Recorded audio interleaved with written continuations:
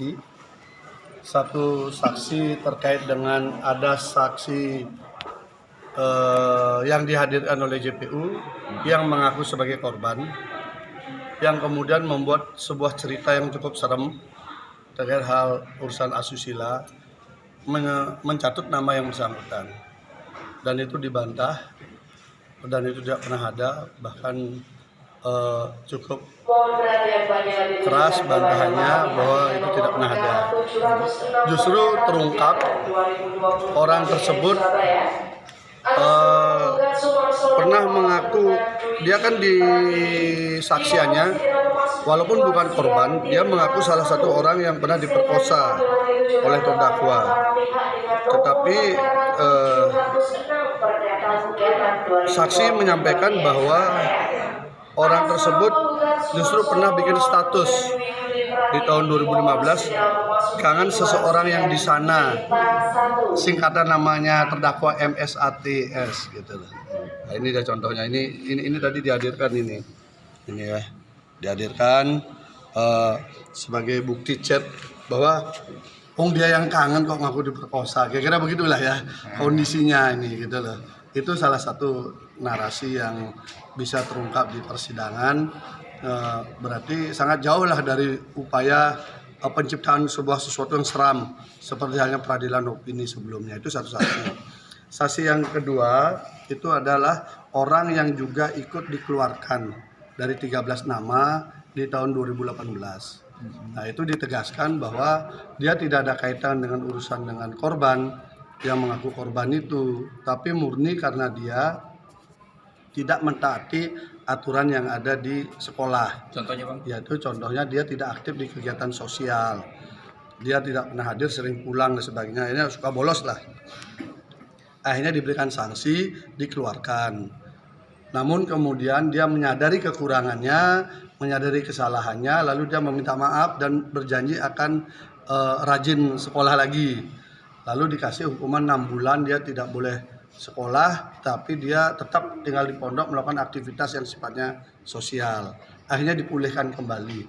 Artinya pemberhentian pengeluaran 13 orang ini murni karena ketidaktaatan dengan tata tertib di pondok pesantren. Jadi penciptaan sebuah kondisi bahwa itu terkait dengan mereka melapor ke polisi nggak nyambung. Karena kalau dikaitkan dengan laporan polisi kan dia korbannya sendiri melapor 2019. Dia dikeluarkan kan 2018. Bukan 2018 pelaporannya ya, Bang, dan ditetapkan sebagai tersangka 2019. Enggak, 2019. Laporannya itu 2019. Jadi laporannya 2019 bulan Oktober, kemudian visumnya yang baru yang kedua itu November. Gitu. Jadi itu terjadi.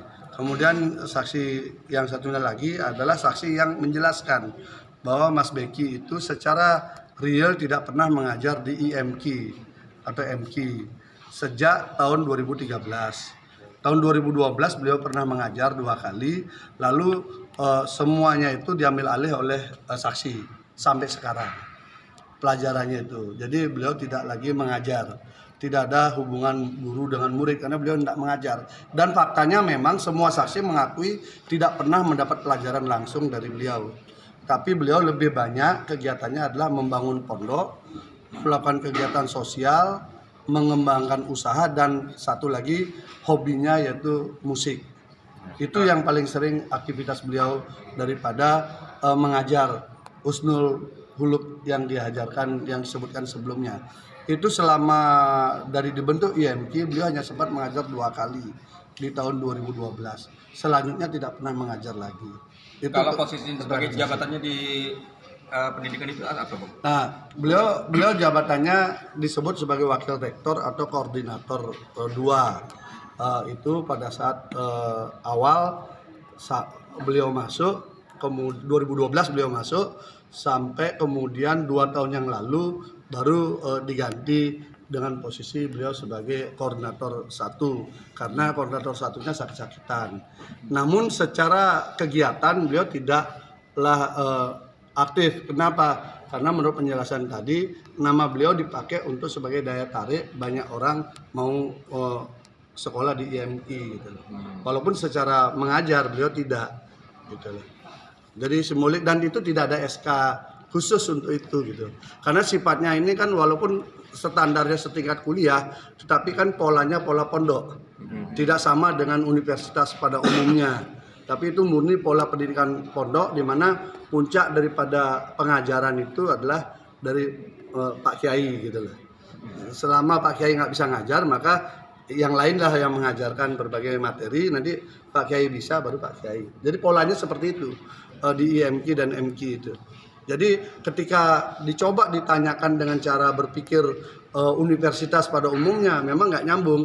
Maupun istilah rektor, makanya tadi sampaikan kadang disebut rektor Pak, kadang disebut koordinator. Kenapa gitu? Karena nggak nyaman juga katanya yang disebut rektor itu. Karena kan kita hanya koordinator kegiatan saja gitu. Kira-kira seperti itu. Polanya masih begitu, sangat sederhana. Beda dengan yang SD, SMP, SMA gitu.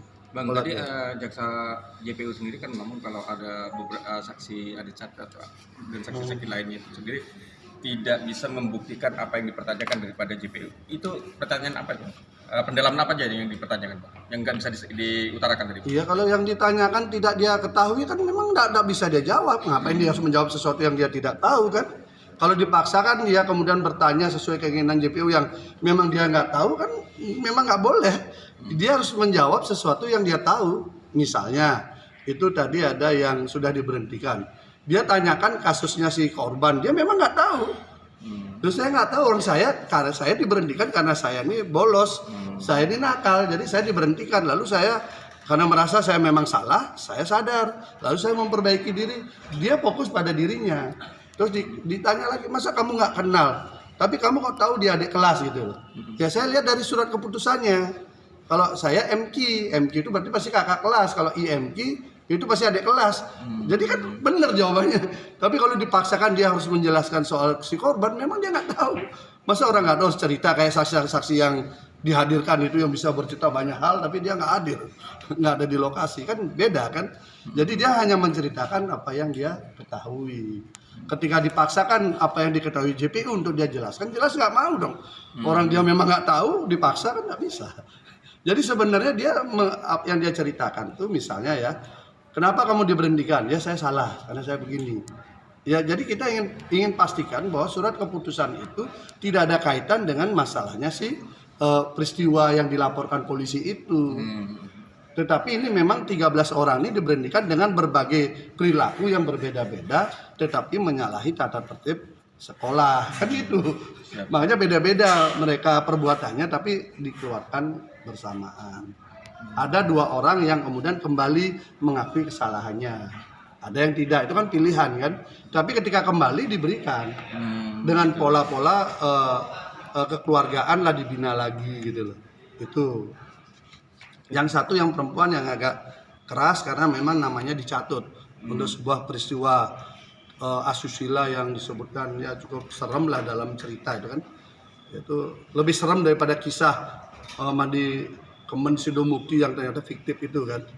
Lebih serem lagi, makanya dia karena namanya itu kita coba cari. Kita cari orang itu, akhirnya ketemu dan beliau bersaksi. Bahkan beliau menyampaikan, ini loh buktinya, orangnya malah ngaku kangen sama Mas Beki. Orang ini tergila-gila sama Mas Beki gitu loh. Bang, dari Mandi Kemen itu sendiri yang abang bilang fiktif itu, sementara dari saksi yang sebelumnya pada dalam pra peradilan yang kesini, saksi dari pemohon itu membenarkan itu seperti apa? Yang mana? Waktu pra peradilan itu ada menyatakan ya yang peristiwa terkait masalah pemerkosaan ini sendiri. Pemerkosaan yang mana? Yang ada di mana? Kan ini ada banyak cerita nih. Iya. Ada soal berendam di pakai Kemen telanjang Sidomukti. Kemudian ada dia Srisam. Kemudian ada diperkosa yang 2 kali. Yang mana mau ditanyakan? Yang Mandi Kemen. Mandi Kemen. Yang menceritakan Mandi Kemen itu dia bersaksi bahwa dia Mandi Kemen bertiga. Udah. Di kolam yang dia tunjukkan itu, fakta menunjukkan bahwa semua saksi yang tahu kolam itu sejak dibangun kolam itu kering. Rusak karena bocor. Berarti keterangan dari saksi yang itu satu ya. Itu ya. salah Bang ya. Ini satu saksi cerita di sini. Kemudian ada 2 yang disebutkan oleh orang ini bahwa dia mandi bertiga. 2 orang ini membantah nggak pernah ada itu. Lalu gimana orangnya dicatut? Dia bertiga dan dia bilang kalau bertiga di situ nggak cukup Pak. Orang kolamnya kecil kok. kami bertiga nggak cukup dan saya nggak mungkin bisa berdiri di situ Gitu. karena tempatnya pendek segini. Gimana orang berdiri di atasnya ini bangunan? Nah, makanya cerita horor yang di luar dikonstruksikan seakan benar itu ketika dibawa di persidangan didetilkan itu menjadi lucu. Makanya itu cerita itu yang dibilang pakai Kemen Sidomukti sudah gugur, betul-betul gugur. Hanya satu orang yang bercerita, semua yang dicatat ternyata mengaku enggak, itu kan soalnya ada pernyataan dari saksi permohon waktu pra peradilan yang dihadirkan dari pemohon itu, Bang. Nah, siapa? Yang menyatakan seperti itu santri. Enggak, siapa? Yang namanya Silupa Artinya dari kesaksian di sini. Iya betul. Soal Kemen di Sidomukti. depan hakim. Ini kan sama depan hakim. Dia ini saksi, ngaku dia bertiga disuruh mandi pakai Kemen Sidomukti. Bertiga nih. Ya, ini saksinya ini ya kita sebutlah si Indah sama Dorotul yang dicatut namanya sama Firda. Ini ngaku dia bertiga. Dua orang ini loh di dalam BAP maupun di dalam sidang ngaku nggak pernah ada peristiwa itu. Ini dua orang dicatat namanya, dua-duanya ngaku nggak ada. Nggak ada Pak, nggak pernah itu ada. Lalu gimana? Kalau mau mandi Kemen di sana airnya pun nggak ada. Artinya Orang kolamnya bocor. Mandi itu Bang ya. Mandi Itu ritual Kemben itu clear dan clean itu fiktif, cerita fiktif. Clear dan clean karena hanya satu orang yang bercerita, semua membantah. Yang banyak orang membantah kondisi kolam, dua orang membantah namanya dilibatkan di dalam ritual itu. Terus siapa lagi saksinya? itu yang itu ya. Nah, kalau yang soal yang dua peristiwa itu kan sudah saya cerita. Yang dua cerita itu kan sudah saya cerita kan dua itu bahwa nggak ada. Makanya ini akhirnya kita menjadi bingung. Ini sebenarnya kasus apa? Sebenarnya kalau aja saksi yang dilindungi mereka untuk tidak hadir di sini itu hadir, itu akan sangat bagus. Kita bisa buka karena kita sudah punya beberapa alat bukti, mau kita konfirmasi di situ. Kita akan ketemu mastermind dari skenario ini apa. Kenapa harus si Mas Beki harus jadi korban itu loh. Selain dia kena anak tunggal, pewaris dan sebagainya, ada sisi lain yang bisa nanti terungkap. Sayangnya kan ini terlindungi dengan tanda petik berbagai cara. Dari tidak mau dihadirkan secara normal, harus kami berdebat. Akhirnya kami menemukan pasal yang mewajibkan itu dihadirkan. Ketika sudah dihadirkan, ditangani kemudian hanya lewat surat, dia tidak mau hadir. Akhirnya dengan surat itu kemudian dilindungi bahwa ini tidak perlu hadir. Ya sudah, rekayasa masih berlanjut kan, itu harus lebih susah lagi kita bongkar. Untuk acara sidang besok apa kok? Masih ada saksi. Kayaknya besok